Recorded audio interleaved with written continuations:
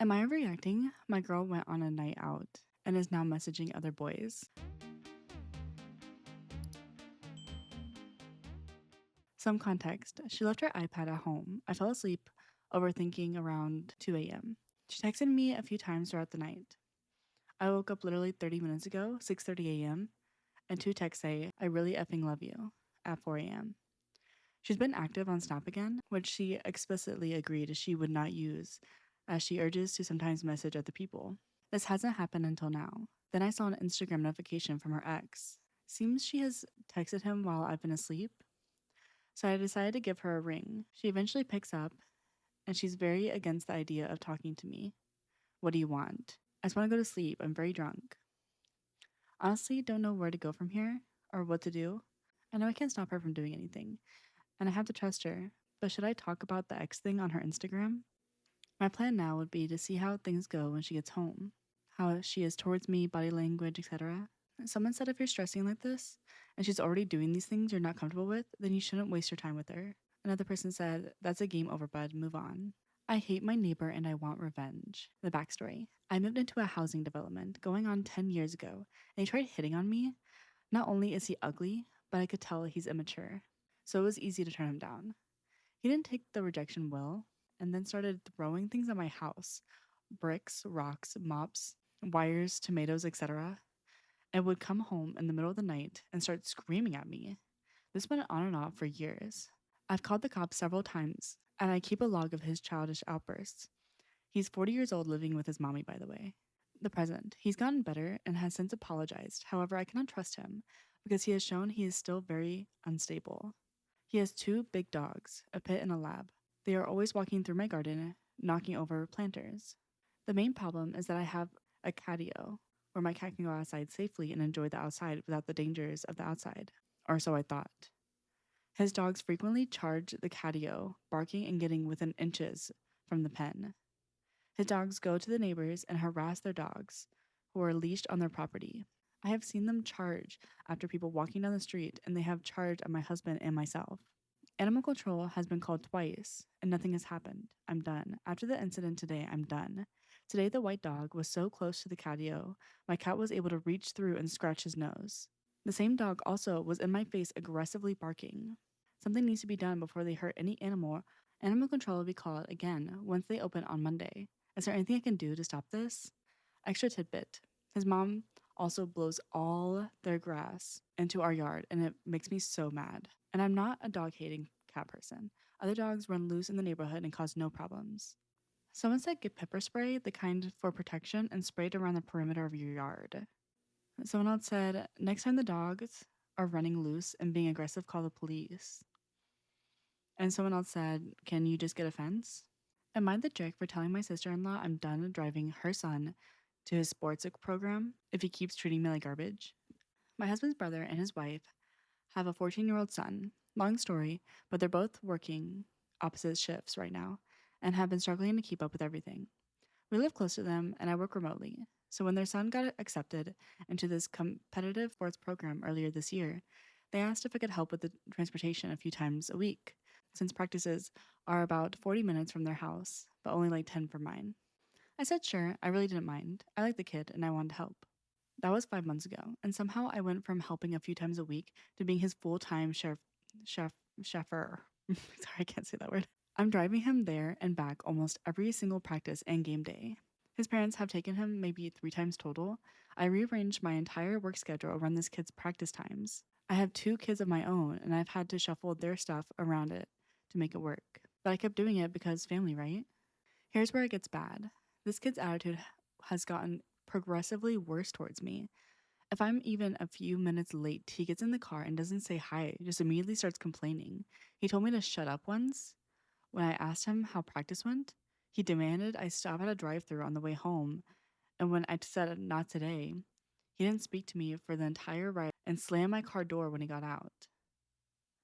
Last night, I was 10 minutes late picking him up because I was at a conference at my own kid's school.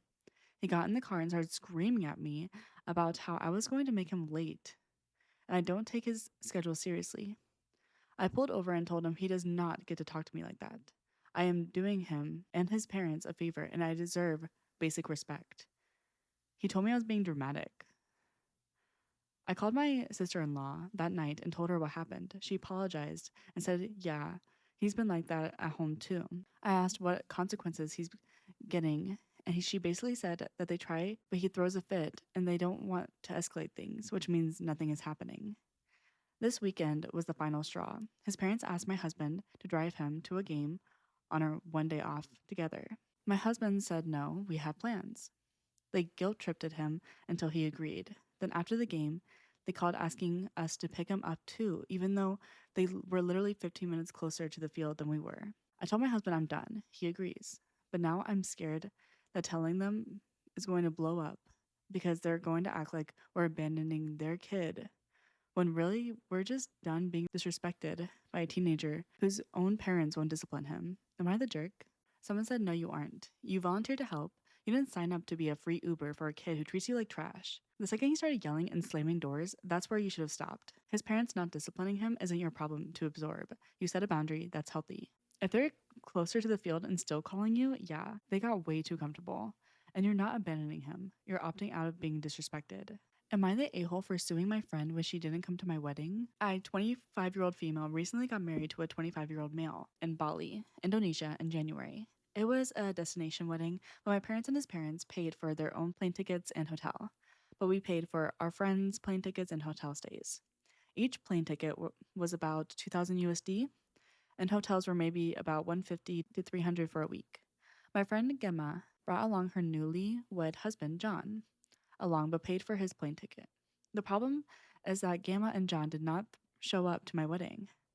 Gamma took the free plane ticket to Bali in the hotel room, and when I asked her why she didn't show up, she said that since they couldn't afford their own honeymoon, that this was the perfect opportunity and that John decided that he didn't feel like going. I was really hurt by this since Gemma and I have been friends for over 10 years. Would I be the a-hole if I took her to small claims court for the money I spent on the plane ticket and hotel? Update, I messaged Gamma per multiple comments advising me to invoice her for the plane ticket and hotel room, but I did something a little better. I wanted to get proof, so if I had to go to court, it would be easier to win. I messaged her this: hey, sorry for being so distant, but I wanted to talk to you about Bali. I'm hurt that you didn't show up to the ceremony. I pulled a lot of strings to ensure that you could come, and then you didn't show up. Did you think I paid for the trips just so you could have a honeymoon with John? She replied, I missed you a lot, and I know the trip was for your wedding, but John didn't want to go because he felt like your wedding ruined the illusion of the trip being our honeymoon, and that you'd understand. I replied, no, I don't understand. You took advantage of me, and that's not what real friends do. So I'm invoicing you $2,387.53 for the cost of the plane ticket and the hotel room. I will give you 30 days, and after that, I will be taking legal action. I received no response, but she's been posting subliminal quotes on Instagram that are along the lines of entitled friends and having snakes in your life. Thank you all for your help. Someone said, I can't believe I'm saying this, but not the a-hole. Someone offers to give you a free vacation on the condition that you attend one party during that time. I'd be jumping for that opportunity. To take a free vacation and then a no call, no show to their friend's wedding is really, really crappy behavior on their part. They could have extended their stay if they wanted to treat the trip as their own honeymoon. And the original poster said, literally, she wasn't even at the wedding party. All she had to do was show up, dance, eat a cake, and food. My mother in law is currently giving me the silent treatment because I won't share a family recipe that is actually just expensive takeout. I'll die if I don't share this. 3 years ago, I was supposed to cook for my wife's birthday, and I completely torched the main dish. In a total panic, I drove to this Italian deli 2 towns over and bought 2 massive trays of lasagna, scraped the cheese on top so it looked messy homemade, and hid the foil containers in the outside trash. It was a hit. Like they wouldn't shut up about it. Best thing they've ever ate. Now I am the lasagna guy. Every birthday, every holiday, I had to drive 40 minutes, smuggle this stuff into the house in a gym bag, and transfer it to my own dishes while my wife is in the shower. The issue is my mother in law asked for the recipe last week for her church potluck. I didn't know what to do, so I told her I promised my late grandmother on her deathbed that I wouldn't write it down. She called me selfish and is actually pissed off at me. I feel like a total fraud, but I can't tell her that the secret ingredient is $80 and a guy named Sal. Someone said you're in too deep. You can do one of two things. One, tell your mother in law you won't give her the recipe, but you'll make one for her. Or two, let your mother in law in on the secret, assuming you love her, and it'll be your little secret with each other. Someone else said, this is absolutely killing me. The gym bag smuggling operation has me dead. Oh, someone actually gave them like a lasagna recipe. Here, I'll share my lasagna recipe. Aw, that's really sweet. I feel like if you're just honest with her, she wouldn't be that mad, probably. I hope.